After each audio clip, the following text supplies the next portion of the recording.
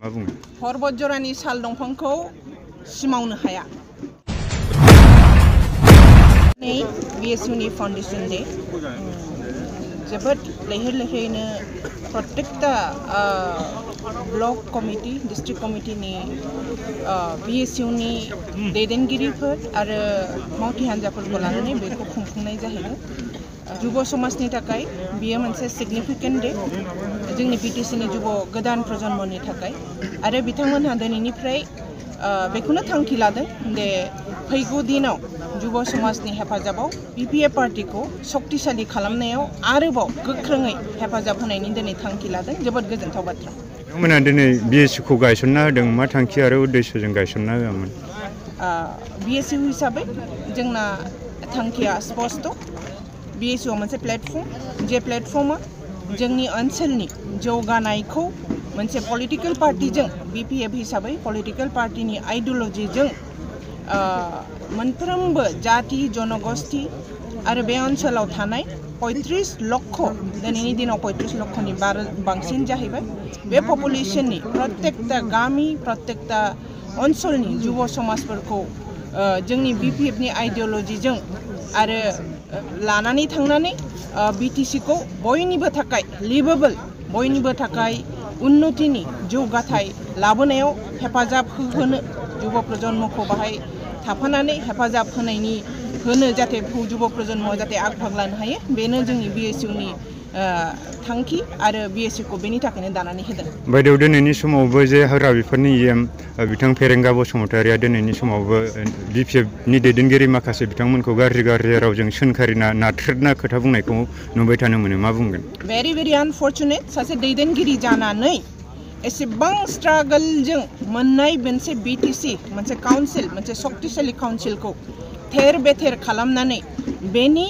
दैदेनगिरिफोरखौ बे ओनसोलनि गिदिर गोलाव मानसिफोरखौ पार्सनेलि एटाक खालामनानै बर' समाज तथा BTCनि प्रत्येकता समाज प्रत्येकता रायजोखौनो फेरेंगाबादि मानसिया दिनै लाजि फोनांजोबदों।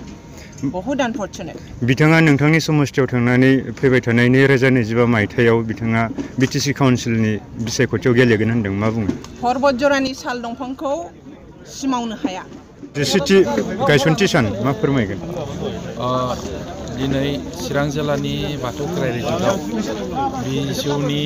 सेथि गायसनथाय सानजों लोब्बा लाखिनानै सेन्ट्रेल कमिटि डिस्ट्रिक्ट कमिटि आरो ब्लक कमिटिनि BSUनि गासिबो दैदेनगिरिफोरखौ लानानै मोनसे गेट टुगेदार प्रग्राम लानाय जादों आरो बे सानसेनि हाबाफारियाव फुङावहाय जोङो फिरफिला बेरायनाय हाबाफारि, बेनि उनाव बड'लेण्ड आन्दलनाव जायफ्रा शहीद जालांबाय बा BSU खामानि मावबाय थानायाव बिथांमोना गावबागाव जिबनखौ बिभिन्न समयसानि गेजेरजों गावबागाव जिबनखौ खोमाना लानो गोनां जाबाय, बिथांमोनखौ गोसोखांनानै जों मार्टियार्स मोननो बिबार बावनाय, बेनि उनाव डेलिगेट सिटिं मोनसे जादों जोंहा डिसकासन आरो बे डेलिगेट सिटिंआव जोंनि BTC ओनसोलनि सामाजिक आरो शिक्षा आरो माखासे बिभिन्न दिगाव नायनानै माखासे जों गुरुत्वपूर्ण डिसिसन लादों फैबाय थानाय समफोराव खामानि मावनो थाखाय। आरो बे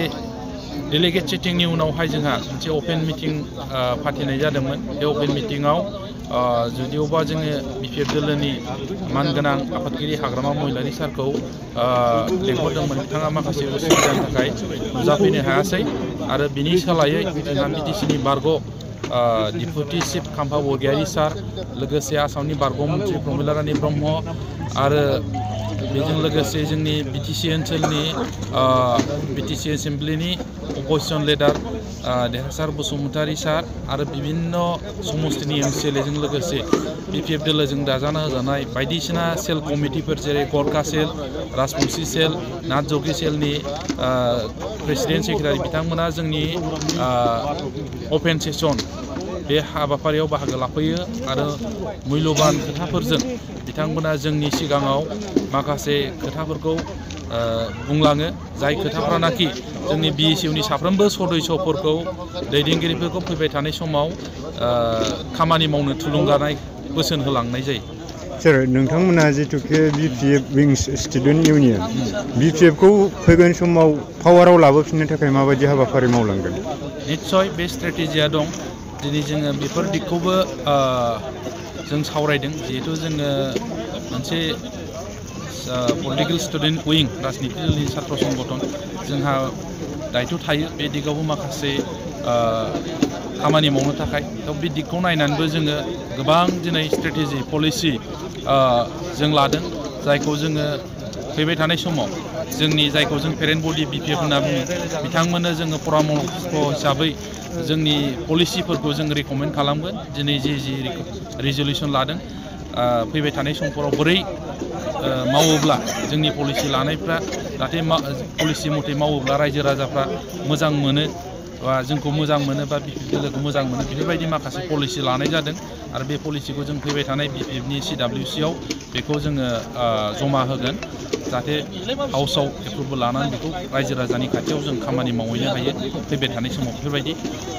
मोजां डिसिसन लादों। बिदिनो हारि हारिसाफोरनि समस्याफोरखौ सुस्रांलांनांगौ माबायदि हाबा मावलांगोन? मोनसे खोथाया बिराद स्पष्ट बिटिसि ओनसोलाव जुदि एकमात्र छात्र संगठन दं जायनाखि छात्र संगठनाव गासिबो जाति भाषा धर्मनि सेंग्रा सिख्लाफ्रा बा स्टुडेन्टफ्रा जयै थानानै खामानि मावनो हानाय मोनसे प्लेटफर्म होनबा बे जाबाय BSU। बाहाय जोंनाव खुनु जाति धर्म भाषानि खुनु फारागथि गैयालासिनो बयबो BSU होननाय बे एखे प्लेटफर्माव थानानै समाजनि थाखाय बिटिसि ओनसोलाव थानाय बिभिन्न जाति भाषानि गेजेराव जानाखि बिदा फंबाय सानलायनाय बेखौ सृष्टि खालामनो हानाय गावजों गाव फारागथिखौ गोजान खालामनो हानाय मोनसे संगठन एखे प्लेटफर्माव थानानै खामानि मावनायानो BSU आरो बेखौ जों गोदोनिफ्रायनो मावबोदों। मोनसे समाव जोंनि गेजेराव बर' अबर' बहुद साननाय फारागथिया फैबायमोन दा BSU दानायनि उनाव बेफोर जिनिसा एसेबाबो खमायलांदों जों अनुभब खालामो आरो जानाखि छात्रफोरनि समस्या दं स्कुल कलेज बा सामाजिक भाबै माखासे गाज्रि खामानिफोर जोंनि गेजेराव सोलिबाय थादों बेफोरखौ जोङो समस्या इस्यु हिसाबै लानानै जोंनि BSU संगठना होबथानो थाखाय समाजखौ सुद्रायनो थाखाय गाज्रि जिनिसखौ जोंनि बिटिसि ओनसोलनिफ्राय बोखारनो थाखाय बा जोंनि बिदा फंबायनि गेजेराव बयनिबो जाति भाषा दं खौसेथि लाबोनानै सान्थि गायसननानै डेभेलपमेन्टनि उन्नतिनि खामानि मावनो थाखाय BSUआ थांनाय 10 बोसोर आगोलनिफ्राय जेला 2014नि 17 जानुवारियाव जन्म जादोंमोन गायसनजादों अब्लानिफ्रायनो जोङो खामानि मावगासिनो दं दिनैबो मावदों आरो अदूर भबिष्यतआवबो जोङो मावलांबाय थागोन जोंनि बिटिसि ओनसोलनि समाजनि जौगानायनि थाखाय।